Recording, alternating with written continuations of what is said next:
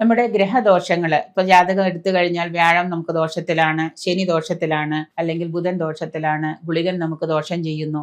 സാധാരണയായിട്ട് നമ്മൾ രാഹുവിനെയും കേതുവിനെയും ഗുളികനെയും ഒന്നും നമ്മളുടെ ഇതിൽ പെടുത്തിയിട്ടുണ്ടായിരുന്നില്ല. ഇപ്പോൾ അതുപോലും ദോഷം ചെയ്യുന്നതായതുകൊണ്ട് നമ്മൾ ഗ്രഹങ്ങളായിട്ട് നമ്മുടെ ജാതകത്തിൽ അതിന് പ്രാധാന്യം കൽപ്പിക്കുന്നുണ്ട്.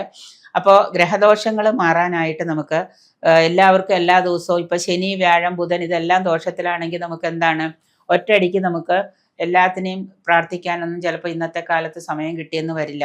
അപ്പൊ അതുകൊണ്ട് തന്നെ നമുക്ക് നവഗ്രഹ സ്തോത്രമുണ്ട്, ഏകശ്ലോക സ്തോത്രമൊക്കെ ഉണ്ട്. കിഴക്കോട്ട് തിരിഞ്ഞു നിന്ന് ഒരു നെയ്വിളക്കിന് മുന്നിലിരുന്ന് ഈ നവഗ്രഹ സ്തോത്രം നമ്മൾ നിത്യവും ജപിക്കുകയാണെങ്കിൽ നമ്മുടെ സകല ഗ്രഹപ്പിഴകളും പരിഹരിക്കാനായിട്ട് സാധിക്കും. നവഗ്രഹ സ്തോത്രം എപ്പോഴും അതിരാവിലെ തന്നെ ജപിക്കുന്നതാണ് ഉത്തമമായിട്ടുള്ളത്.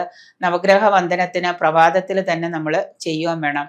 ബ്രഹ്മമുരാരി സ്ത്രീ പുരാന്തകാരി ബാനുഷ ശീ ഭൂമി സുതോ ബുധശ്ച ഗുരുശ്ച ശുക്ര ശനി രാഹു ഖേദവേ കുർവന്തു സർവ മേ മമ സുപ്രഭാതം. ദീർഘമായ നവഗ്രഹ സ്തോത്രങ്ങളുണ്ട്, ഓരോ ഗ്രഹത്തിനും ഉള്ളതുണ്ട്.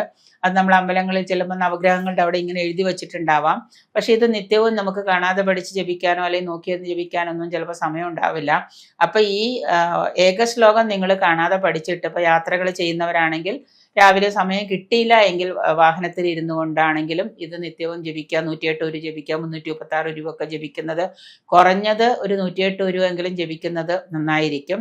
ദീർഘമായ നവഗ്രഹ സ്തോത്രങ്ങൾ ജപിക്കുവാൻ സമയമില്ലാത്തവർക്കായിട്ട് ഈ ഏകശ്ലോക സ്തോത്രങ്ങൾ അതിന് വ്രതമോ സമയനിഷ്ഠയോ കഠിനാധ്വാനമോ ഒന്നും ആവശ്യമില്ല. പക്ഷെ പ്രഭാതത്തിലാണ് ജപിക്കേണ്ടത്.